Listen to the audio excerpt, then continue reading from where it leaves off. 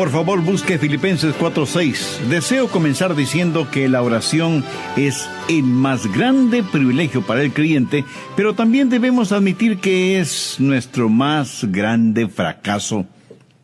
Todos, y me incluyo yo también, necesitamos aprender a orar más, a mejorar nuestra vida de oración.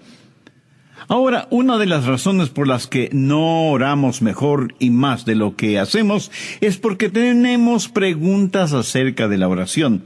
Y esas preguntas causan incertidumbre que a veces nos neutralizan, por lo que tratamos o practicamos la oración muy a la ligera. ¿Qué es lo que Dios nos dice por medio de Filipenses 4:6 y 7? Por nada estéis afanosos, sino sean conocidas vuestras peticiones delante de Dios, en toda oración y ruego, con acción de gracias. Y la paz de Dios, que sobrepasa todo entendimiento, guardará vuestros corazones y vuestros pensamientos en Cristo Jesús. ¡Qué magnífica promesa! Ahora usted no tiene que entender la oración para poder orar. El famoso Alberto Einstein, antes de morir, dijo que esperaba entender lo que la luz y la electricidad es. Usted puede ver cómo algo trabaja, pero no lo entiende. Einstein, por ejemplo, no entendería totalmente la luz que ilumina un gran escenario deportivo. Y si usted cree que lo entiende es porque tiene una visión simplista. Porque usted no entiende lo que es la luz en su esencia. ¿Qué es y cómo trabaja? Pero no tiene que quedarse sentado en la oscuridad solo porque no entiende lo que es la luz, ¿verdad? Usted puede gozar de la luz y beneficiarse de lo que la electricidad hace. Luz para iluminar su casa, oficina o negocio, y electricidad para que funcionen los electrodomésticos, el sistema de sonido, la computadora y la televisión. Hay algunas preguntas válidas acerca de la oración, y en esta área, ninguna pregunta es más importante que otra. Así que el mensaje de hoy no va a ser en realidad un mensaje en el sentido tradicional, sino más bien respuestas a varias preguntas relacionadas con la oración. Espero que esto les sea de beneficio espiritual. Muchas veces me preguntan, Pastor, ¿por qué debemos orar? Siendo que Dios ya sabe nuestras necesidades. ¿Por qué decirle lo que Él ya conoce? ¿O pedirle que haga lo que Él ya ha determinado hacer? Bien, veamos Mateo 6, los versos 7 y 8. Jesús dijo, y orando, no uséis vanas repeticiones como los gentiles, que piensan que por su palabrería serán oídos. No os hagáis pues semejantes a ellos, porque vuestro Padre sabe de qué cosas tenéis necesidad antes de que vosotros le pidáis. Entonces, si Dios ya lo sabe, ¿por qué pedirle algo que Él ya conoce? Óigame, no oramos para impresionar a Dios. Usted no será escuchado por su palabrería, ni por su lenguaje florido. Si un hijo terrenal puede hablar con su padre terrenal, usted puede hablar con su Padre Celestial. Tampoco ora para informar a Dios. Usted no le puede decir nada que Él ya no lo sepa. Usted ora para invitar a Dios. ¿Por qué debemos hacerlo? Porque hay comunión en la oración. Busque 2 Corintios 6:1. Así pues, nosotros, como colaboradores suyos, os exhortamos también a que no recibáis en vano la gracia de Dios. ¿Notó eso? Somos colaboradores de Dios. Dios nos da el gozo y privilegio de administrar su reino, sus asuntos. Él puede hacerlo sin nosotros, pero nosotros no podemos hacerlo sin Él. ¡Qué privilegio es que Dios nos considere colaboradores suyos! Además, cuando oramos, Dios nos está ayudando a crecer. ¿Alguna vez ha pedido algo en oración y no recibió de inmediato lo que pidió? ¿Qué es lo que hizo? Pues siguió orando, pero también comenzó a analizar su vida para saber si había algo en su corazón que estaba impidiendo que Dios contestara sus oraciones. Y usted crece espiritualmente por medio de la oración.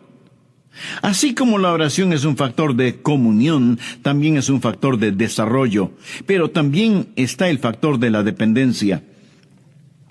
Dios nunca quiere que vivamos vidas independientes de Él. Ahora, si Dios lo hiciera todo por nosotros y nunca tuviéramos que pedir nada, entonces no tendríamos necesidad de orar. Todo lo daríamos por descontado. Y podríamos dejar de depender totalmente de Dios. La oración nos une a Dios. Y aunque Él sabe lo que necesitamos antes de que se lo pidamos, sin embargo se nos dice específica y definitivamente que debemos orar y pedir, no para impresionar a Dios ni para informarle, sino para invitar a Dios a nuestro corazón y a nuestra vida, para que tengamos comunión con Él, para que aprendamos a depender de Él y para que podamos crecer espiritualmente. Otra pregunta es, ¿por qué cosas es apropiado el orar? ¿Qué es lo que dice Filipenses 4:6? Sean conocidas vuestras peticiones delante de Dios en toda oración y ruego, con acción de gracias. De acuerdo a esto, debemos orar por todo. Nada en la vida está fuera del alcance de la oración. Muchas veces nos preguntamos si debemos o no hacer ciertas cosas. Una buena manera de saberlo es haciéndonos la pregunta, ¿puedo orar por esto? Por ejemplo, cuando usted va a beber licor, puede orar y decir, Señor, bendice este trago que voy a tomar y haz que sea para tu gloria y honra. O cuando va a fornicar o a adulterar, puede orar para que Dios bendiga esos actos. Cuando va a robar o a estafar, puede orar para que Dios le bendiga. ¡Absurdo! ¿No le parece? Un hombre estaba junto a la puerta de una iglesia fumando y alguien le preguntó, ¿es usted un maestro en esta iglesia? El hombre sorprendido contestó, no lo soy. Y el otro le dijo, bueno, ciertamente lo es. Está enseñando a todos quienes pasan junto a usted el dudoso arte de fumar. A veces enseñamos las cosas equivocadas. Si no puede orar acerca de lo que va a hacer, pues no lo haga. El problema es que a veces tratamos de dividir nuestra vida entre lo secular y lo sagrado, y decimos, esta es la parte sagrada de mi vida, oraré por esto. Esta es la parte secular de mi vida, y yo la manejaré. ¿Se puede imaginar a Jesús dividiendo su vida entre lo secular y lo sagrado? Por supuesto que no. En todas las cosas naturales debemos ser espirituales, y en todas las cosas espirituales debemos ser naturales. Somos naturalmente sobrenaturales y sobrenaturales naturalmente. ¡Qué trabalenguas! No dividimos nuestras vidas en dos segmentos, el uno secular y el otro sagrado. Dividimos nuestras vidas entre lo espiritual y lo profano. Y si es algo profano, debe estar fuera del límite de nuestra vida. Si es algo espiritual, oramos al respecto, ya sea que eso esté en un nivel natural o sobrenatural. Ahora, ¿por qué cosas debemos orar? ¿Por todas? Usted me pregunta, ¿podemos orar por cosas sencillas? ¿Podemos orar por el sitio donde estacionar el carro? Por supuesto. No hay nada de malo en orar por cosas pequeñas o sencillas. Y si usted piensa que orar por cosas pequeñas o sencillas es una tontería, puede pensar en alguna cosa que sea demasiado grande o demasiado pequeña para Dios. No la hay. La cosa más grande sobre la que usted puede pensar es pequeña para Dios. Y si las cosas pequeñas son importantes para usted, serán también importantes para Dios. Pastor, usted dice que hay que orar por todo. Suponga que hay algo que quiero y sé que no es la voluntad de Dios. ¿Debo orar por eso? Pues con mayor razón. Dígale a Dios, Dios, algo no está bien en mí. Estoy deseando algo que es en contra de tu voluntad. Ayúdame a desechar ese deseo. Y ore con sinceridad. Sean conocidas vuestras peticiones delante de Dios en toda oración y ruego con acción de gracias. Pastor Rogers, ¿oye Dios las oraciones de una persona no salva? Bueno, en la Biblia leemos de un hombre que era religioso, pero no era salvo. Y ciertamente parece que Dios escuchó su oración. Vamos al libro de los Hechos, capítulo 10, desde el verso 1. Había en Cesarea un hombre llamado Cornelio, centurión de la compañía llamada la Italiana. Este Cornelio era un gentil, un pagano, pero note cómo se lo describe: piadoso y temeroso de Dios con toda su casa, y que hacía muchas limosnas al pueblo y oraba a Dios siempre. Este vio claramente en una visión, como a la hora 9 del día, que un ángel de Dios entraba donde él estaba y le decía: Cornelio. Él, mirándole fijamente y atemorizado, dijo: ¿Qué es, Señor? Y le dijo: tus oraciones y tus limosnas han subido para memoria delante de Dios. Aquí está este hombre no salvo, y Dios está consciente de sus oraciones. Entonces, ¿cuál es la diferencia entre un hijo de Dios que puede orar en el nombre de Jesús y un hombre no salvo para que Dios tenga misericordia? Dios ha dado promesas al Hijo de Dios en oración, que no se las ha dado al no salvo. Veamos si puedo ilustrar esto. El presidente de un banco puede dar dinero para obras de caridad. No tiene que hacerlo. No hay ninguna ley que diga que debe hacerlo. Pero él puede decidir que eso es lo que él quiere hacer, dar dinero para obras de caridad. Pero si yo tengo mi dinero depositado en ese banco, puedo girar un cheque y espero recibir esa cantidad. ¿Ve la diferencia? Dios es soberano, y Él puede oír las oraciones de una persona no salva. Pero nosotros que somos creyentes tenemos las más grandes promesas de oración, y podemos girar cheques contra el Banco del Cielo y firmarlos en el nombre de Jesús, si es que estamos en la voluntad de Dios. A propósito, ¿por qué debemos orar en el nombre de Jesús? Porque Jesús mismo nos enseñó que debemos orar en su nombre. En Juan 14, los versos 13 y 14, Jesús dijo: y todo lo que pidiereis al Padre en mi nombre, lo haré, para que el Padre sea glorificado en el Hijo. Si algo pidiereis en mi nombre, yo lo haré. Esa parece una enorme promesa. ¿Quiere eso decir que cualquier cosa que pidamos en el nombre de Jesús, la tendremos? El último modelo de un Ferrari deportivo, una villa para vacaciones en la playa de Acapulco.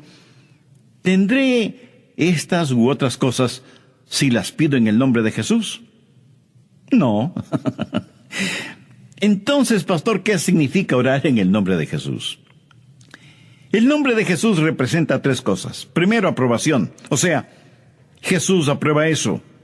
Usted no puede pedir nada en el nombre de Jesús sin la aprobación de Jesús. En segundo lugar, autoridad.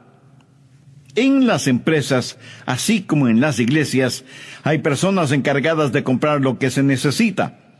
Y para tener control de los gastos, alguien tiene que firmar las órdenes de compra y alguien tiene que firmar los cheques de pago. Usted no puede simplemente ir a un lugar y decir: quiero esto y esto en el nombre de mi empresa o de mi iglesia. Usted debe tener algo que le autorice. Alguna autoridad debe estar respaldando su pedido. Orar en el nombre de Jesús significa que usted tiene una orden de compra que ha sido aprobada y firmada por Jesús. Ahora, hay que tener mucho cuidado con gente inescrupulosa que, utilizando el nombre de Jesús, se aprovecha de la ingenuidad, de la credulidad, de la falta de discernimiento de muchas personas, aún de creyentes, para, con el cuento de en el nombre de Jesús y para ayudar a los demás, robarles el dinero. Lobos disfrazados de ovejas. Orar en el nombre de Jesús significa que es algo que Él ha aprobado, que Él ha autorizado, y tercero, algo con lo cual le aclamamos. Es para su honor, es para su gloria. Ahora, no todas las oraciones que se hacen en el nombre de Jesús son en realidad en el nombre de Jesús. Por ejemplo, veamos Hechos 19, los versos del 13 al 17. Pero algunos de los judíos exorcistas ambulantes intentaron invocar el nombre del Señor Jesús sobre los que tenían espíritus malos, diciendo: «Os conjuro por Jesús, el que predica Pablo». Había 7 hijos de un tal Esceva, judío, jefe de los sacerdotes, que hacía esto. Pero respondiendo el espíritu malo, dijo: «A Jesús conozco, y sé quién es Pablo. Pero vosotros, ¿quiénes sois?». Y el hombre en quien estaba el espíritu malo, saltando sobre ellos y dominándolos, pudo más que ellos, de manera que huyeron de aquella casa desnudos y heridos.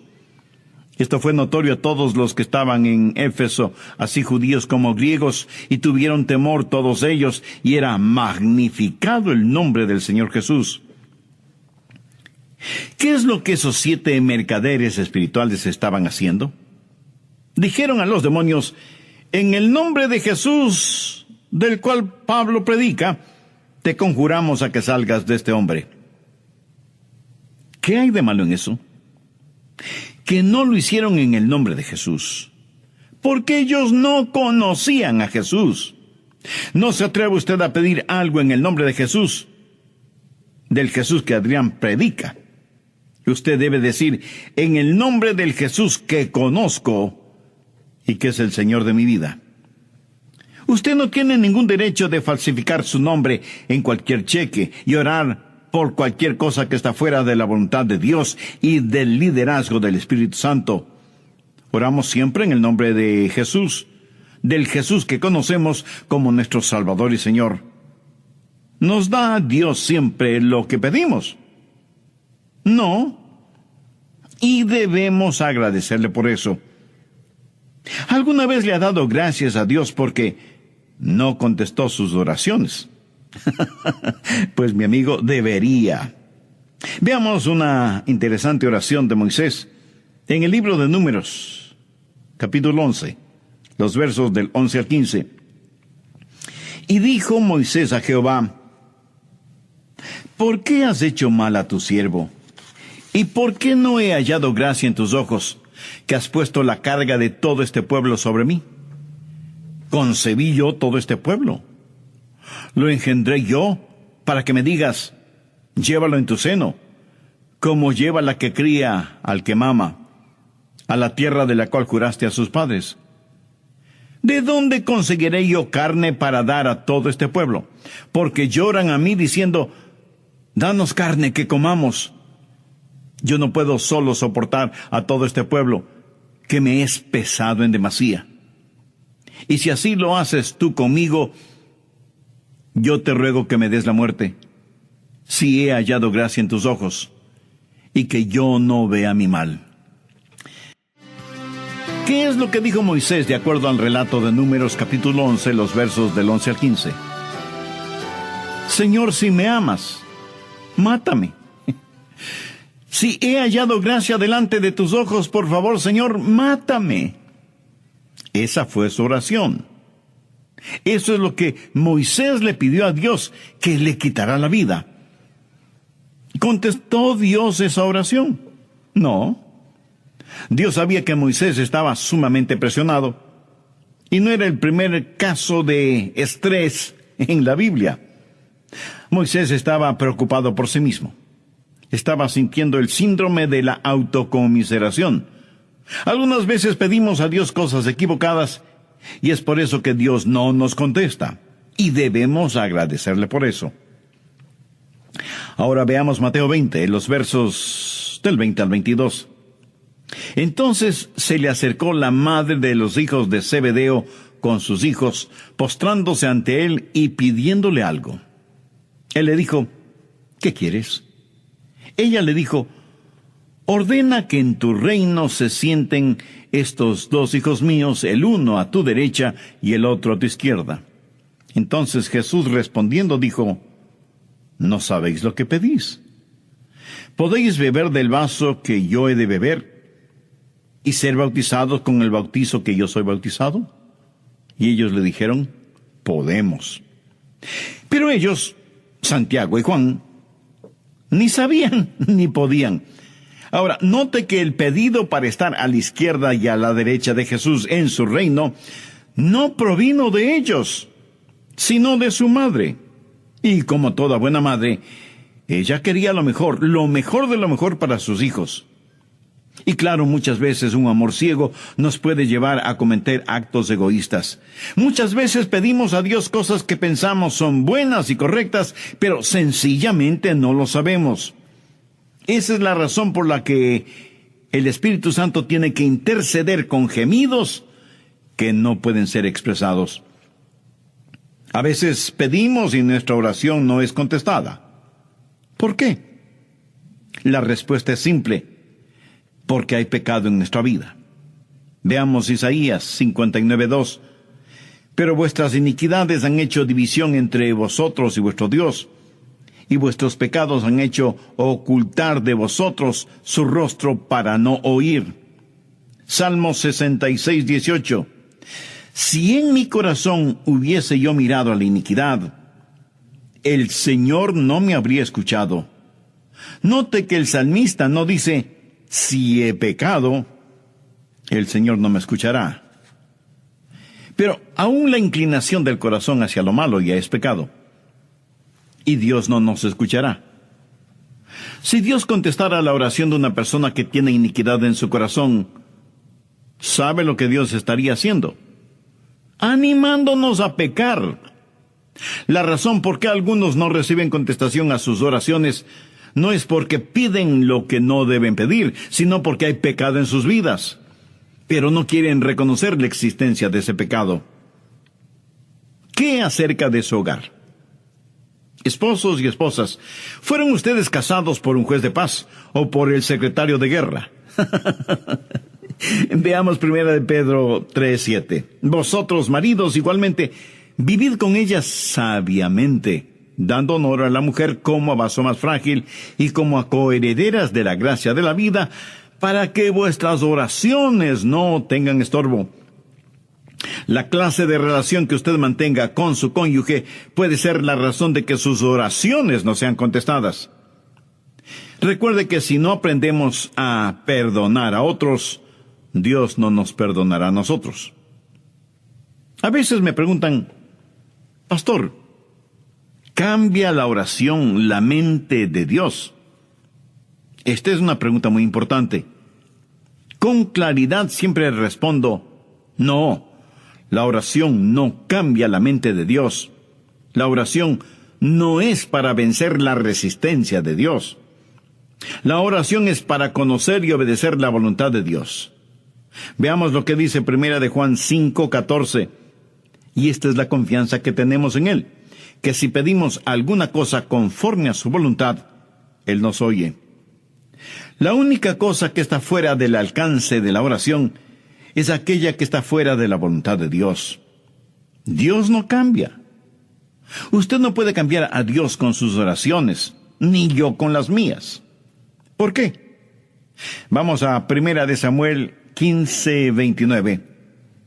Además, el que es la gloria de Israel no mentirá, ni se arrepentirá, porque no es hombre para que se arrepienta. Esto significa que Dios nunca cambia, y en Malaquías 3:6 leemos: porque yo, Jehová, no cambio. Cuando oramos, Dios hará cosas que no las hará si es que no oramos. Pero aunque nuestra oración no cambia a Dios ni su carácter, sí afecta lo que Dios hace. La Biblia claramente dice que no tenemos porque no pedimos. Pastor, ¿qué debemos hacer si nuestras oraciones no son contestadas? Si ese es su caso, pues siga orando. Persista en la oración. El profeta Daniel había estado orando por algo por 3 semanas. Escuchaba Dios las oraciones de Daniel. Veamos lo que nos dice Daniel 10, verso 12. Entonces me dijo: Daniel, no temas, porque desde el primer día que dispusiste tu corazón a entender y a humillarte en la presencia de tu Dios, fueron oídas tus palabras, y a causa de tus palabras yo he venido. Un ángel vino como una respuesta para Daniel, quien estuvo orando por 21 días. Parecía que Dios no estaba haciendo nada. Ahora este pasaje bíblico es intrigante y enigmático. Se está desarrollando una guerra cósmica entre los ángeles de Dios y los espíritus demoníacos. Y el ángel viene y dice: tus oraciones fueron escuchadas cuando empezaste a orar hace 3 semanas. O sea que Daniel por 3 semanas estuvo orando persistentemente. Veamos rápidamente Lucas 18:1. También les refirió Jesús una parábola sobre la necesidad de orar siempre y no desmayar. Amigo, hay un tiempo en que debemos persistir en la oración, así como hay un tiempo en que debemos desistir de orar. Un buen ejemplo es el apóstol Pablo, quien oró 3 veces especialmente por algo. No significa que 3 veces pidió al Señor que lo haga, sino que tuvo 3 períodos específicos de oración acerca del aguijón en la carne.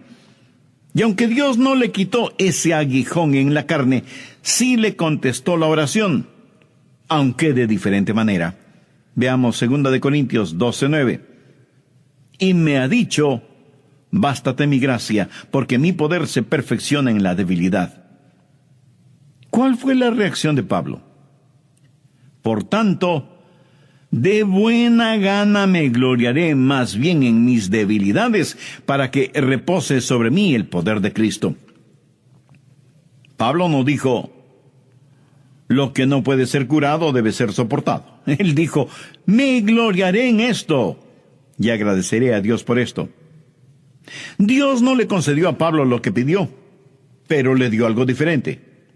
Así que las demoras no son necesariamente negaciones, y si Dios le niega algo, no significa que está restringiendo su amor, sencillamente significa que le dará algo mejor.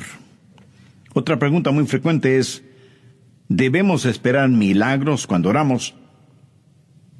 Permítame decir que no debemos adquirir el hábito de decir que Dios no lo puede hacer. La única cosa que Dios no puede hacer es pecar, mentir o negarse a sí mismo. Veamos Jeremías 32:17. Oh Señor Jehová, he aquí que tú hiciste el cielo y la tierra con tu gran poder y con tu brazo extendido. Ni hay nada que sea difícil para ti. Dios es un Dios de milagros, y en cierto sentido, toda oración contestada es un milagro, porque lo sobrenatural se mueve en lo natural.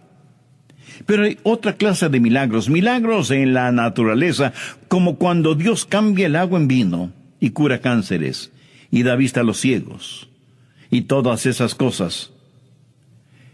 ¿Creo yo que Dios hace esas cosas? Ciertísimamente.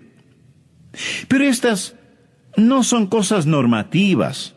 Usted va a encontrar que en tiempos bíblicos los milagros se dieron en grupos y tuvieron ciertas cosas en común. Trajeron gloria a Dios y no a los hombres. Validaron las demandas o la identidad de Dios y promovieron la obra de Dios en forma muy significativa. Dios es un Dios de poder y un Dios de milagros. Y si Dios tiene un milagro para usted, le dará un milagro de fe. Y aunque no hago de lado los milagros, sí debo decir que no son normativos. Desde mi punto de vista muy personal, si Dios nos da el milagro más extraordinario, que es el perdón de nuestros pecados, la salvación y la vida eterna, ¿qué otro milagro podría ser más grande que este? Pastor Rogers, ¿pueden nuestras oraciones pasar por encima de la voluntad de otra persona? No, de ninguna manera. Dios le ha dado al hombre libre albedrío, y Dios nunca forzará la voluntad del hombre, aunque algunos pseudoteólogos dicen que sí. Yo personalmente no lo creo. Veamos Apocalipsis 22:17. Y el espíritu y la esposa dicen: ven. Y el que oye diga: ven. Y el que tiene sed, venga. Y el que quiera, tome del agua de la vida gratuitamente. Dios le ha dado a usted voluntad, y usted, en uso de su libre voluntad, puede decir sí o no. Es un dudoso privilegio el que usted tiene. Las personas deben aceptar a Dios por sí mismas. Si usted tiene familiares o amigos no salvos, usted puede orar por ellos, pero no puede forzar su voluntad sobre ellos. ¿Por qué oramos por ellos? Porque estamos en una guerra espiritual, y por medio de la oración podemos enfrentar el poder de las tinieblas y pedimos la influencia de Dios en la vida de aquellos por quienes oramos. En el capítulo 17 de Mateo, los versos del 14 al 21, relatan la historia de un muchacho lunático. El padre había llevado a su hijo enfermo a los apóstoles, pero ellos no lo habían podido sanar. Por eso ahora buscan la ayuda de Jesús. En el verso 18 leemos: Y reprendió Jesús al demonio, el cual salió del muchacho, y éste quedó sano desde aquella hora. Jesús trabajó en forma soberana y externa sobre ese muchacho. Cuando los discípulos le preguntaron a Jesús por qué ellos no habían podido curar al joven, Jesús les dijo: por vuestra poca fe. Porque de cierto os digo que si tuvierais fe como un grano de mostaza, diréis a este monte: pásate de aquí allá, y se pasará, y nada os será imposible. Pero este género no sale sino con ayuno y oración. Ahora, este no es un caso en que se forzó la voluntad del muchacho, sino que se le liberó de la posesión del demonio. Cuando oramos, no es que nuestra oración forza a la gente por la cual oramos a ser salva, sino que les quita la ceguera espiritual de sus ojos. Cada persona debe recibir a Cristo.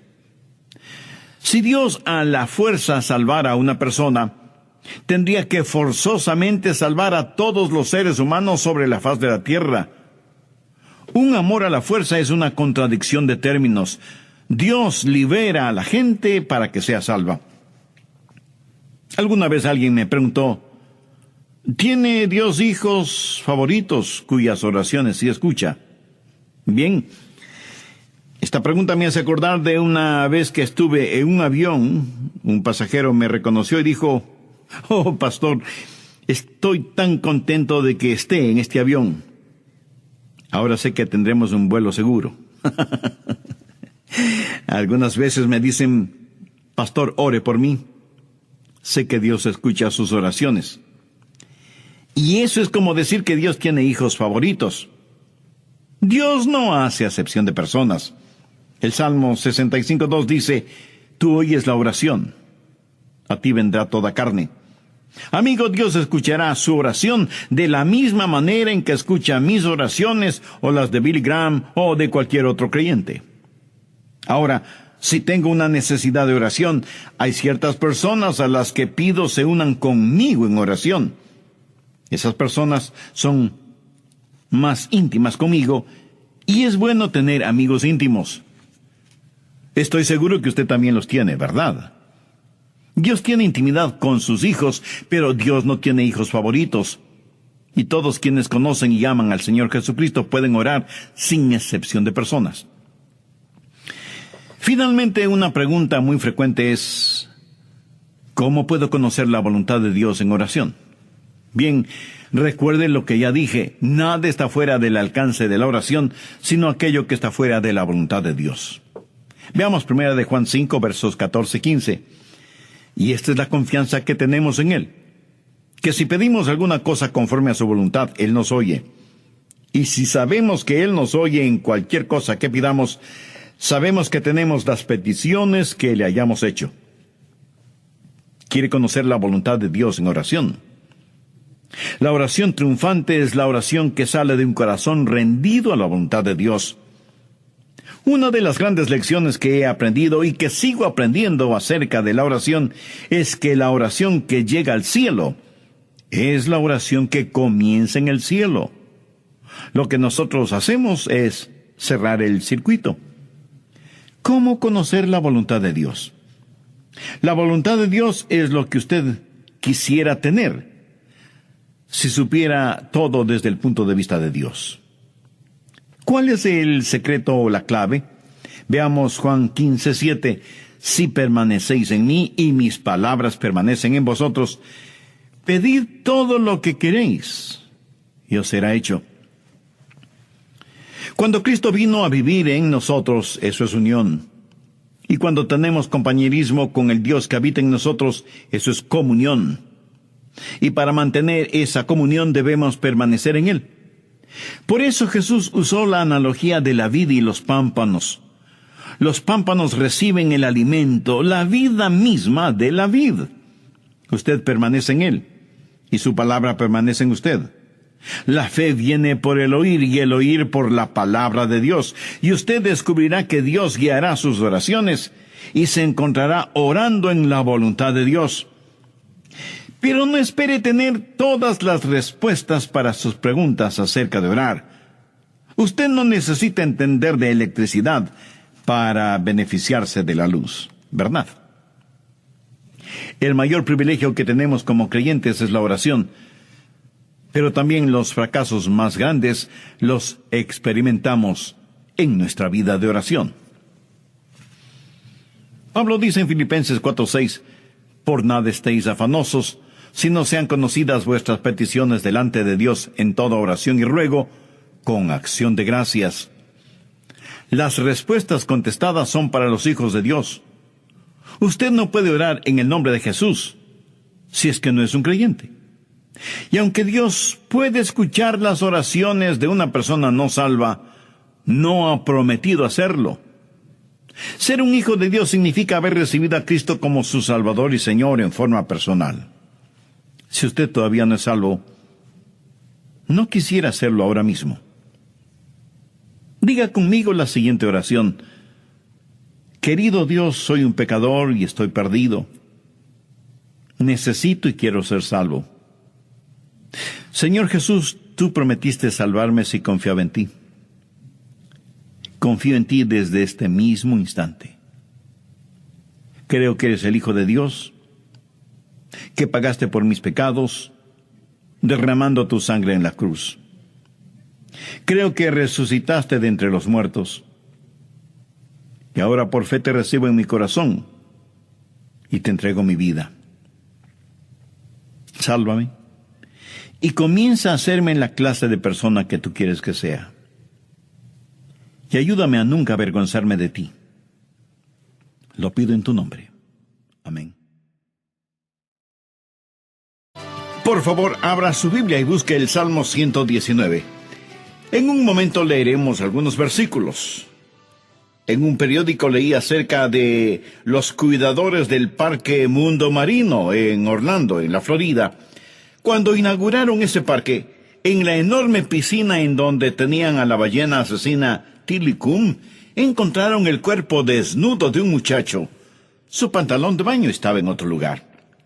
Evidentemente, este joven se había quedado en el parque después de que lo habían cerrado y decidió nadar con las ballenas, entre las que se encontraba la ballena Tilikum, con un peso de 11,000 libras. Cuando los cuidadores llegaron al otro día, la ballena estaba jugando con el cuerpo desnudo del muchacho, quien seguramente pensó en divertirse un poco nadando con las ballenas, y éstas, jugando, lo mataron. Nuestros jóvenes en la actualidad están siendo destruidos por un monstruo mucho más peligroso que las ballenas o los tiburones asesinos. Tan enorme, tan grande y masivo es el problema, y sin embargo a veces parece tan pequeño.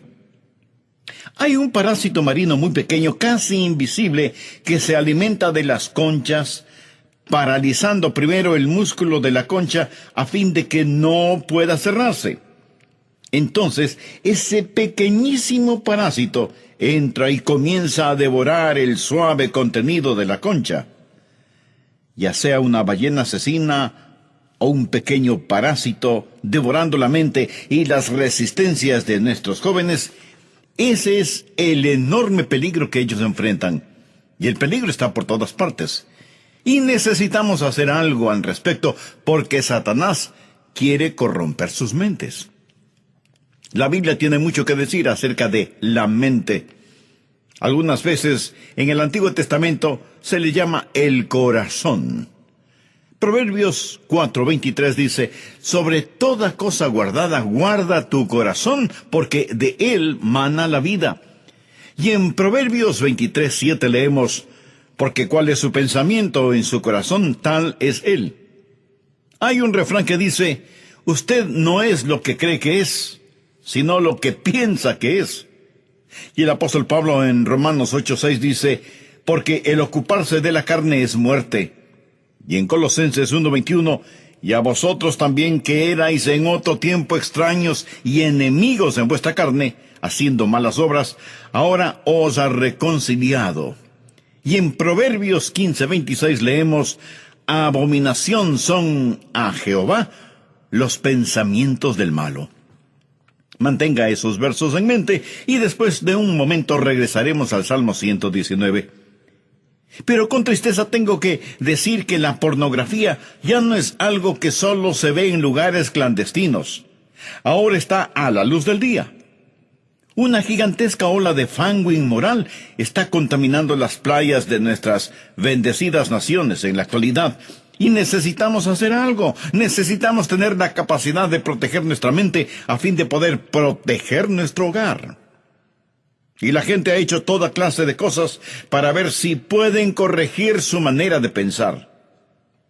Han buscado en cavernas, han vagado por los desiertos, se han refugiado en islas remotas, se han internado en las selvas, han ascendido montañas, se han encadenado en calabozos y han vivido como ermitaños. Pero no han podido controlar sus pensamientos. Pero hay una manera de hacerlo que sí da resultado. Escúcheme atentamente. Le garantizo sin la menor sombra de duda que si usted hace lo que le dicen los versos que voy a compartir con usted, protegerá su corazón. Y si usted protege su corazón, entonces está preparado para proteger su hogar. Si usted es un padre o una madre, necesita escucharme y poner atención. Si usted es un jovencito o una jovencita, no apague la sintonía conmigo. Quiero darle 7 pasos hacia una vida de pensamientos limpios. Los encontramos en el Salmo 119, empezando en el verso 9. ¿Con qué limpiará el joven su camino? Con guardar tu palabra. Con todo mi corazón te he buscado, no me dejes desviarme de tus mandamientos. En mi corazón he guardado tus dichos para no pecar contra ti. Bendito tú, oh Jehová, enséñame tus estatutos. Con mis labios he contado todos los beneficios de tu boca. Me he gozado en el camino de tus testimonios más que de toda riqueza. En tus mandamientos meditaré, consideraré tus caminos, me regocijaré en tus estatutos, no me olvidaré de tus palabras. Entretejidos en los versos del 9 al 16 hay 7 pasos. Y se lo voy a decir con autoridad, con énfasis, con claridad y sin titubeo, que si usted hace estas 7 cosas que están aquí para la gloria de Dios y para su propio bien, usted controlará sus pensamientos. Por el contrario, si usted no hace estas cosas, no importa cuán buenas intenciones tenga, usted fracasará. En esta porción bíblica hay 7 principios. Primero, el principio de la purificación. Para estar completamente limpio, debe comenzar aquí. Mire lo que dice el verso 9. ¿Con qué limpiará el joven su camino? Con guardar tu palabra. La palabra hebrea, camino, conlleva la idea de un surco en el sendero. Un agricultor puede manejar su tractor muchas veces de ida y vuelta sobre el mismo camino y pronto el tractor habrá hecho surcos que pueden guiar al tractor aunque el agricultor no lo esté manejando. Lo que el diablo ha hecho en mucha gente es esto. Ha puesto un surco en sus mentes, un surco lodoso y sucio. Personas que tienen una sola forma de pensar. ¿Ha estado con personas que, no importa lo que usted diga, lo transformarán en algo sugestivo? Siempre tendrán algo que decir con un significado ajeno a lo que usted realmente está diciendo. Cuando era muchacho, trabajé en construcción. Yo había recibido a Cristo como mi Salvador, y mi corazón sentía pena por todos los hombres con quienes trabajaba. Cualquier cosa que alguien decía, lo transformaban en algo sucio y obsceno. ¿Por qué? Porque estos hombres tenían un surco lleno de basura en sus mentes. Cuando piense de cierta forma, Piense en un hábito secreto. Mucha gente lo hace así. En Jeremías 11:8 leemos: pero no oyeron, ni inclinaron su oído, antes se fueron cada uno tras la imaginación de su malvado corazón. ¿Notó esa frase? La imaginación de su malvado corazón. Eso es lo que podríamos llamar una mente sucia. Aún por las noches antes de ir a dormir, en vez de pensar en Dios o en la palabra de Dios, se deleitan viendo sucias escenas en la pantalla de sus mentes, y Dios sabe sus pensamientos. ¿Qué es lo que la Biblia dice en Mateo 5:27? Jesús está hablando y dice: oísteis que fue dicho, no cometerás adulterio. Pero yo os digo que cualquiera que mira a otra mujer para codiciarla, ya adulteró con ella en su corazón. O sea, adulterio mental. ¿Cuáles son los recursos para que el hombre limpie ese surco sucio, esa interna adicción? En el verso 9 del Salmo 119 encontramos la palabra limpiar, que en el griego es catarsis. Jesús usó la misma palabra en Juan 15:3 cuando dijo: ya vosotros estáis limpios por la palabra que os he hablado. Piense en el Señor Jesucristo entrando en su mente para hacer una limpieza. Él limpiará su mente de todas las cosas que no deben estar allí. En 1 de Juan 1:9 leemos: si confesamos nuestros pecados, Él es fiel y justo para perdonar nuestros pecados. Ahora note la siguiente frase: y limpiarnos de toda maldad. ¿Quiere escuchar una buena noticia? No importa cuál haya sido su vida mental, cuán viles y obscenos hayan sido o sean sus pensamientos, hoy mismo usted puede ser limpio y puro. Si confesamos nuestros pecados, Él es fiel y justo para perdonar nuestros pecados y limpiarnos de toda maldad. Piense en el Señor Jesucristo haciendo una limpieza total y perfecta en su vida ahora mismo. El apóstol Juan dice: si confesamos. Esta es una palabra griega compuesta de dos palabras que literalmente significan decir lo mismo o hablar la misma cosa. Una confesión de pecado no es necesariamente una admisión de pecado. Lo puede ser delante de un jurado, pero no delante de Dios. Y no es cuestión únicamente de que yo diga lo que he hecho, sino que estoy de acuerdo con Dios. Es admitir que he pecado, que he quebrantado las leyes de Dios, y cuando lo confieso todo delante de Dios, Él es fiel y justo para perdonar nuestros pecados y limpiarnos de toda maldad. Ahora, si todo lo que hace Dios es solo perdonarme, pero no me limpia, entonces eso no es suficiente, porque el problema seguirá existiendo internamente. Si Dios no le perdona y le limpia de acuerdo a su propia palabra, Dios sería injusto e infiel. Dios sería un mentiroso. Escúcheme. No importa lo que tenga en su mente, no importa la clase de surco que tenga, recuerde lo que la Biblia dice: ¿con qué limpiará el joven su camino? Con guardar tu palabra. Es en la palabra de Dios que usted encontrará esa limpieza. Ya vosotros estáis limpios por la palabra que os he hablado, dijo Jesús. Si usted quiere tener victoria espiritual, ese es el primer paso: tener una mente limpia. Y no hay razón para que no la tenga. Usted puede hacerlo. Tal vez no quiera hacerlo, pero puede hacerlo. Y tenga su mente no vacía, sino perfectamente limpia. No solo en la manera de pensar, sino en cualquier otra cosa negativa, no confesada y no arrepentida, que le impide tener la victoria. Si usted no tiene victoria en esa área, no la podrá tener en ninguna otra área. Usted no puede tener una victoria segmentada. Si confesamos nuestros pecados, note que eso está en plural, no en singular. Si confesamos nuestros pecados, Él es fiel y justo para perdonar nuestros pecados y limpiarnos de toda maldad. Siendo solo un jovencito, fui pastor en una iglesia en Fellsmere, en la Florida.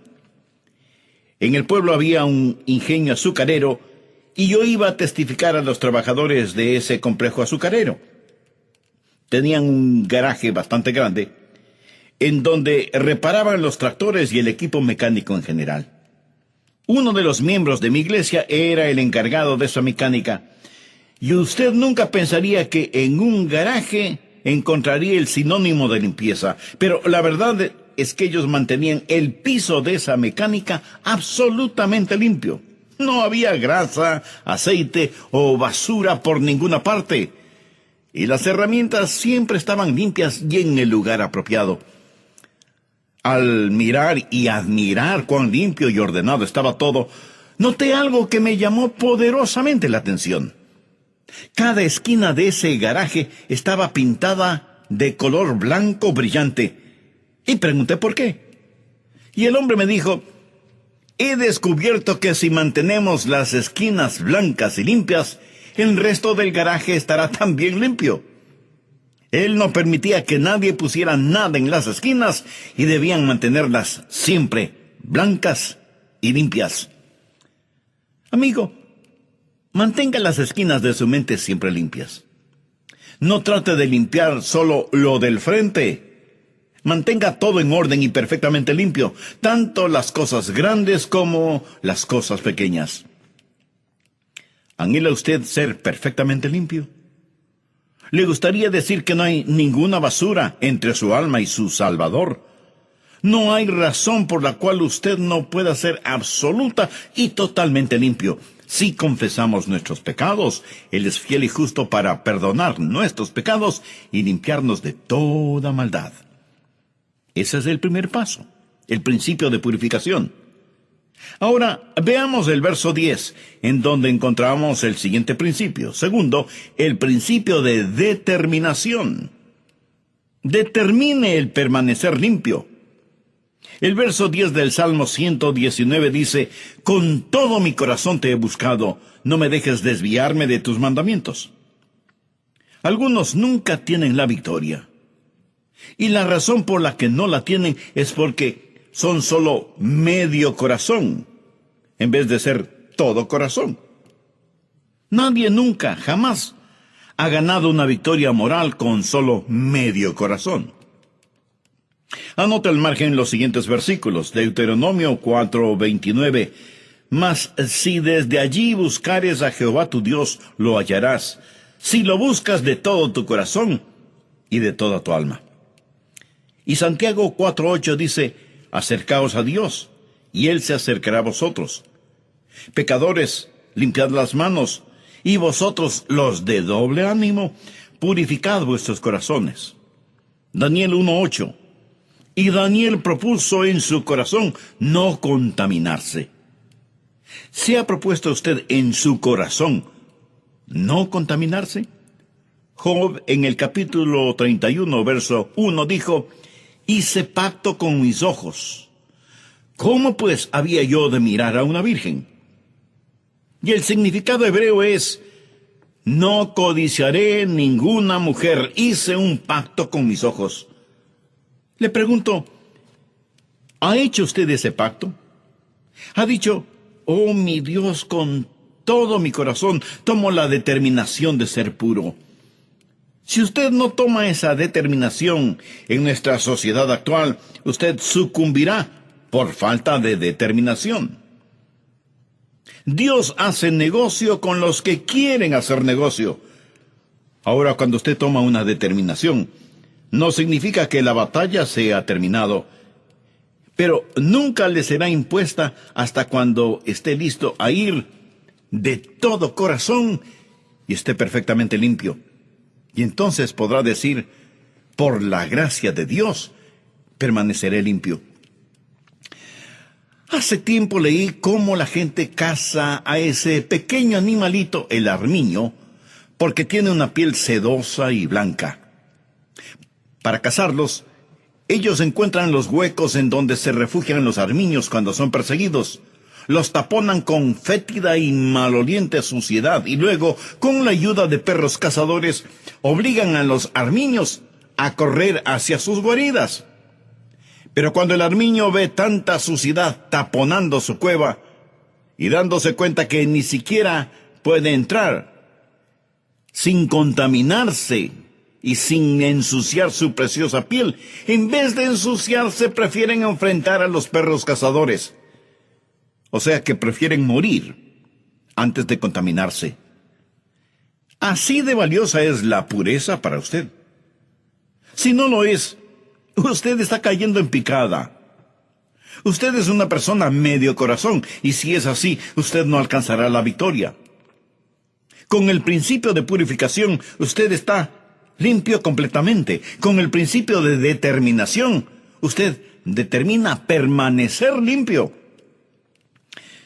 Cuando me casé, llegué hasta el altar matrimonial siendo puro. Y me casé con una virgen. Y me alegro por eso. Supe de las tentaciones que todo joven conoce. En la universidad, sobre mi escritorio, tenía una plaquita que decía: el que no quiere caer, no debe caminar por lugares resbalosos. Purificación, determinación. Tercero, el principio de fortificación. Fortifíquese con la palabra de Dios. El Salmo 119:11 dice: en mi corazón he guardado tus dichos para no pecar contra ti. Sí, usted puede estar limpio y puede estar determinado, pero necesita más que eso. Necesita algo que le fortifique interiormente. Necesita ser fortificado por la palabra de Dios. Primero usted se arrepiente y es limpiado. Y luego se rehúsa a participar.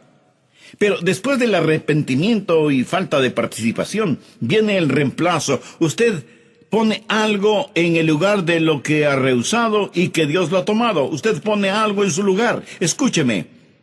La naturaleza aborrece los vacíos. La palabra de Dios guardada en su corazón es la que le fortificará. Pero tiene que estar en su corazón, no en un cajón del escritorio. En mi corazón he guardado tus dichos para no pecar contra ti. ¿Ha dicho alguna vez esas palabras, pero una realidad en su vida no refleja eso? ¿Tiene usted una relación íntima, directa y espiritual con Dios? ¿Tiene a Cristo en su corazón protegiéndole? Si responde negativamente a estas preguntas, usted necesita ser salvo ahora mismo. Y si quiere, bien puede hacerlo. Si ese es un sincero deseo de su corazón, no hay poder humano o sobrehumano que pueda impedírselo. Estamos hablando de cómo bíblicamente usted puede proteger su mente, proteger su corazón y, por lo tanto, proteger su hogar. En el Salmo 119, los versos del 9 al 16, encontramos 7 principios básicos. Ya hemos visto 3. Primero, el principio de la purificación. Segundo, el principio de la determinación. Y tercero, el principio de la fortificación. Bien, continuemos. Una de las mejores armas contra la pornografía es guardar la palabra de Dios en su corazón. Eso significa memorización. Esa es la forma de tener una mente pura. La Escritura es la mente de Dios. La Escritura es la palabra de Dios. Cuando usted tiene la Escritura en su corazón y mente, usted piensa los pensamientos de Dios.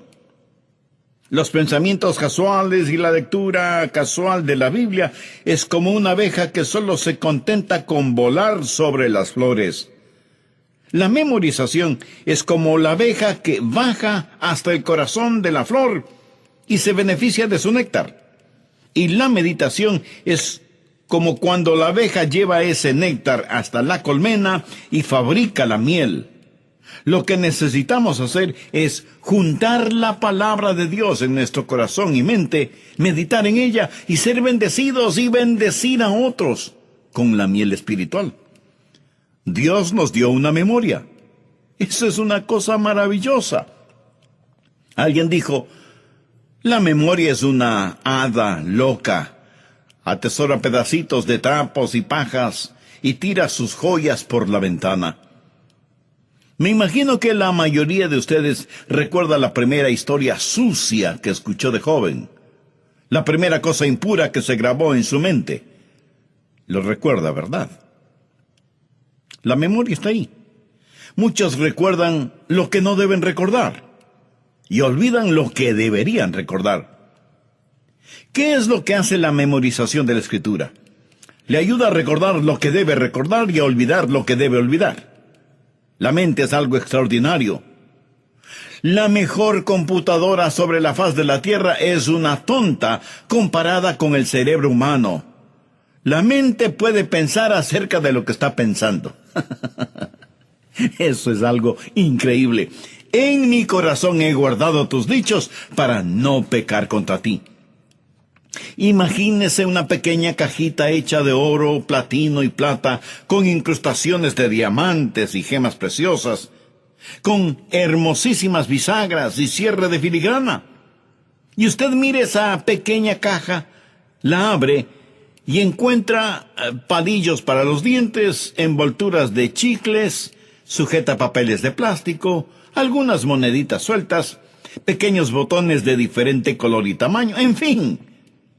La mente es como esa cajita, un instrumento increíble. ¿Y qué es lo que la gente pone en esa preciosa cajita? Prácticamente solo basura. Quiere enseñar a sus hijos a vivir victoriosamente. Enséñenles a memorizar la Escritura y recompénseles por eso. Alguien dirá, yo no creo en sobornar a los hijos para que hagan lo bueno. Escúcheme, no es un soborno, es una recompensa. Un soborno es para hacer algo malo. Una recompensa es en reconocimiento de lo bueno. La Biblia habla de recompensas. Jesús dijo, he aquí yo vengo pronto, y mi galardón conmigo para recompensar a cada uno según sea su obra. Primero, purificación. Segundo, determinación. Tercero, fortificación. Usted se fortifica con la palabra de Dios. ¿Qué es lo que hará la palabra de Dios? Veamos Filipenses 4, los versos 8 y 9. Por lo demás, hermanos, todo lo que es verdadero, todo lo honesto, todo lo justo, todo lo puro, todo lo amable, todo lo que es de buen nombre, si hay alguna virtud, si algo digno de alabanza, en esto pensad. Lo que aprendisteis y recibisteis y oísteis y disteis en mí, esto haced. Y el Dios nuestro estará con vosotros. El pensamiento es el paso previo para la acción. Siembra un pensamiento y cosechará una acción. Siembra una acción y cosechará un hábito. Siembra un hábito y cosechará un carácter. Siembra un carácter y cosechará un destino. Y todo comienza con un pensamiento. No en vano alguien dijo con mucha sabiduría, los buenos pensamientos dan buenos frutos, los malos pensamientos dan malos frutos, y el hombre es su propio jardinero. Usted puede escoger sus pensamientos como escoge a sus amigos. Lo que necesita hacer es poner una defensa en su mente, algo que proteja la puerta de su mente. Hay ciertas cosas que usted simplemente no debe permitirlas en su mente. ¿Cómo poner un escudo para proteger la mente? Primero, con la prueba de la confianza. Todo lo que es verdadero. ¿Puede usted confiar en eso? Hoy en día tenemos una generación que ni siquiera cree en algo como la verdad absoluta. Ya no se pregunta si algo es verdadero. Ahora se pregunta si da resultados, si trabaja. La prueba de la confianza. Segundo, la prueba del respeto. Todo lo honesto. La palabra honesto en el idioma griego literalmente significa las cosas que son honorables, dignas de respeto. No deje que entre en su mente ninguna cosa deshonrosa. Tercero, la prueba de la justicia. Todo lo justo. La palabra justo aquí quiere decir todo lo que es o está derecho. No permita que ningún pensamiento torcido, deformado, entre en su mente. Cuarto, la prueba de la reverencia. Todo lo puro. La palabra puro conlleva la idea de lo que está libre de cualquier contaminación. Se la usaba en relación con los animales que estaban listos para ser sacrificados. En tiempos bíblicos, un animal que estuviera contaminado no servía para sacrificio.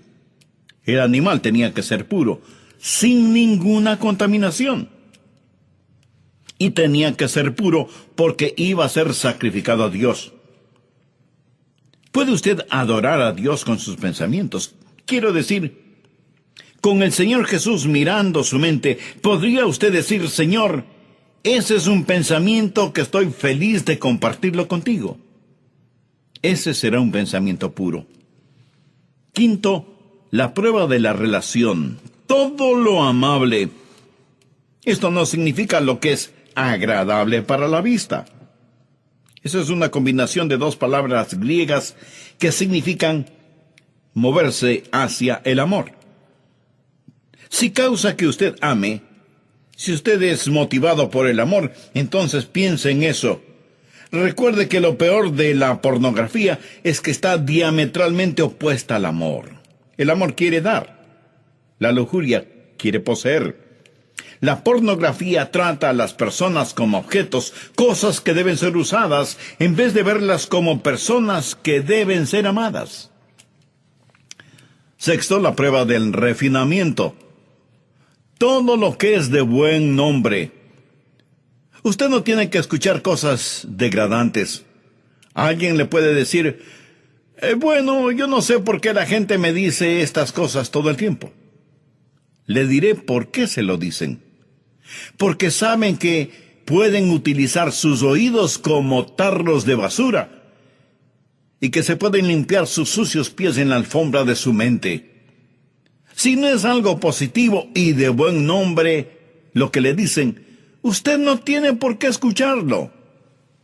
Y para resumir todo esto, el apóstol dice: si hay virtud alguna, si algo digno de alabanza, en esto pensad. Dios nos hizo de tal manera que no podemos tener dos pensamientos al mismo tiempo. Si usted está pensando en lo que es bueno, no puede estar pensando en lo que es malo. Y la manera de no pensar en lo que es malo es estar pensando siempre en lo bueno. Elemental, ¿verdad? Cuando usted está pensando en una cosa, no puede estar pensando en otra. Nadie puede tener dos pensamientos al mismo tiempo. Y si usted está pensando en lo que es justo, no podrá estar pensando en lo que es injusto. Esta es la razón por la que la Biblia nos da esta lista, una lista de cosas en las cuales debe pensar. ¿En dónde encontramos esa lista? En la palabra de Dios, para que usted sea fortificado en la palabra. Porque cuando tiene la palabra de Dios en usted, tendrá los pensamientos de Dios. ¿Sabe la diferencia entre una persona no salvada y otra ya salvada y llena del Espíritu? Que ambas miran las cosas del mundo desde una perspectiva diferente. Y no solo es cuestión de qué piensa usted sobre algo, sino también cómo piensa usted en relación con ciertas cosas. Mentes cristianas y no cristianas pueden pensar sobre las mismas cosas, pero no piensan de la misma manera. Ahora, si usted está con su hijo o hija y algún objeto o material les bombardea los ojos, lo que debe hacer es hablar con sus hijos y decirles: queridos hijos, ¿qué es lo que dice la palabra de Dios sobre esto? Tenemos un discernimiento desde otro punto de vista. Nunca en forma voluntaria traiga a su mente cosas negativas, pero cuando tenga que enfrentarlas, usted las mira desde la óptica de la palabra de Dios. Ese es el principio de fortificación. Cuarto, el principio de la vitalidad. Salmo 119:12. Bendito tú, oh Jehová, enséñame tus estatutos. ¿Qué es lo que debe hacer? Su fortaleza la convierte en oración y ora a Dios y le pide que ponga sus manos sobre usted. Los hechos y la memoria no son suficientes, aunque sean hechos bíblicos. Usted no puede separar la palabra de Dios del Dios de la palabra. Y debe orar para que la palabra de Dios sea real para usted.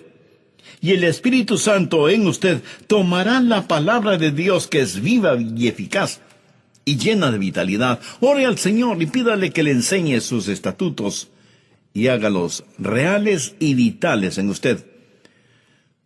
Una vida a falta de oración es trágica. Pero la falta de oración revela algo peor. Revela que estamos tan confiados creyendo que todo lo podemos hacer nosotros mismos. Usted atesora la palabra de Dios en su corazón y le pide al Dios de la palabra que le llene de vitalidad. que la haga real en su vida. No se contente con solo repetir versos memorizados, eso no es suficiente. Quinto, el principio de la verbalización. Esto sencillamente significa tener la palabra de Dios en sus labios. Veamos lo que dice el verso 13 del Salmo 119. Con mis labios he contado todos tus juicios de tu boca.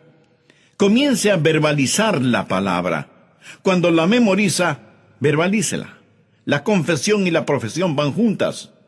Usted toma la palabra de Dios y comienza a compartirla con otras personas. O hable con Dios. O cántele. Las palabras de muchos himnos y cantos espirituales son porciones directas de la Biblia. Y el cantar las Escrituras es una de las mejores cosas que usted puede hacer para tener la palabra de Dios en su boca, en sus labios. ¿Por qué? Porque hay una relación simbiótica. La palabra de Dios va de la cabeza al corazón y del corazón a la boca. Cuando usted habla con otras personas, verbalice la palabra de Dios. Escuche, mientras más hable de la palabra de Dios, más se pegará a usted la palabra de Dios. Aprenda a hablar la palabra de Dios, a compartir la palabra de Dios, a cantar la palabra de Dios. Y no solo que la verbalizamos, sino que la compartimos con otras personas. Y el mismo hecho de hablar la palabra de Dios nos llena de fortaleza. Sexto, el principio de la evaluación. Salmo 119, 14. Me he gozado en el camino de tus testimonios más que de toda riqueza. Recuerda cuando Moisés tuvo que hacer una decisión. Él vio los placeres del pecado, pero también vio las riquezas de Cristo. Hizo una evaluación y luego hizo la decisión. Él rechazó el ser llamado hijo de la hija del faraón, rechazó el gozar de los placeres del pecado perecederos y escogió el sufrir aflicciones con los hijos de Dios. ¿Por qué?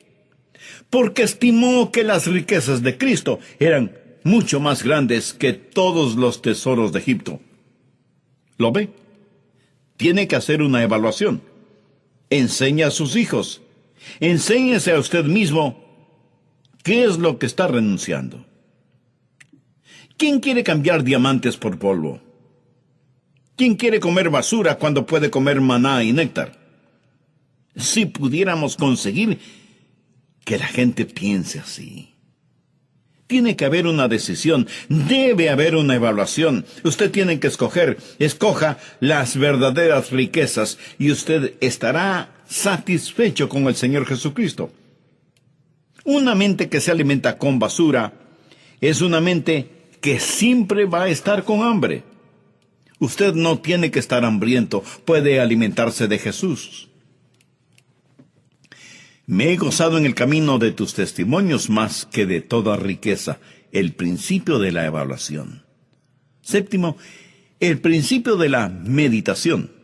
Salmo 119, versos 15 y 16. En tus mandamientos meditaré, consideraré tus caminos, me regocijaré en tus estatutos, no me olvidaré de tus palabras. El meditar en la palabra de Dios es una poderosa forma para mantener su mente pura.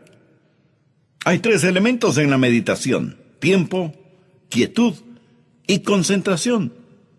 Si usted invierte tiempo concentrado en la palabra de Dios, meditando en ella, eso hará algo maravilloso en su mente. La palabra meditar significa 2 cosas.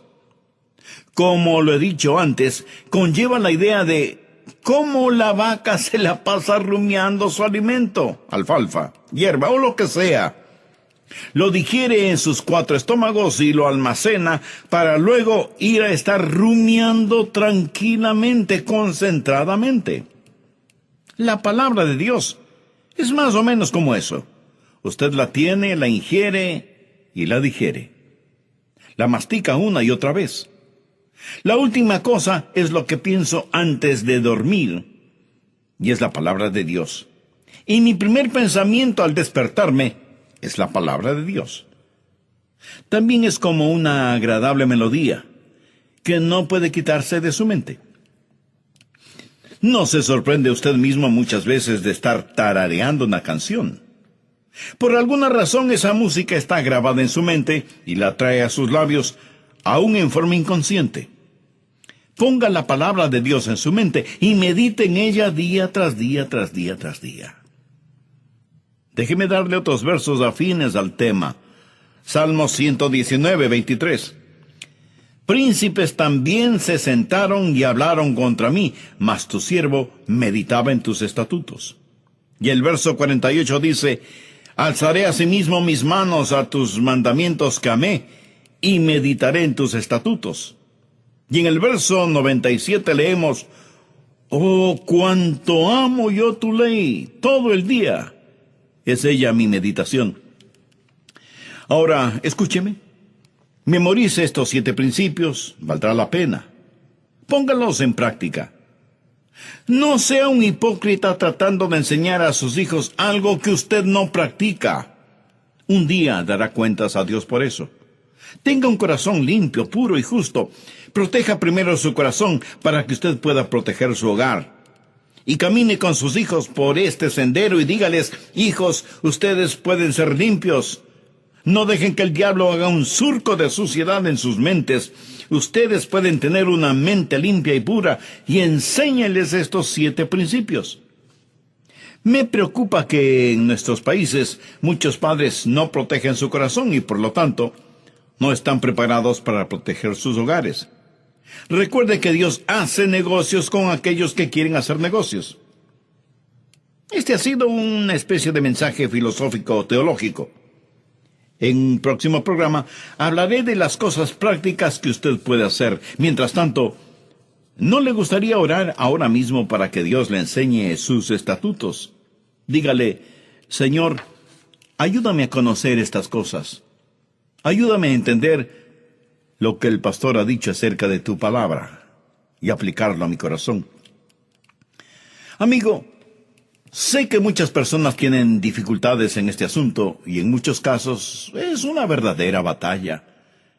Pero si tiene determinación en su corazón, Él le dará la victoria. Ahora, este mensaje ha sido primordialmente para quienes ya son salvos, ya son hijos o hijas de Dios. Pero entre los miles de personas que escuchan este programa, seguramente algunas no conocen todavía al Señor Jesucristo en forma personal, pero ahora tienen el deseo de hacerlo. Si ese es su caso, amiga, amigo, le invito a que entregue su corazón a Jesús. La mejor manera de proteger su corazón es teniendo en él al Señor Jesús.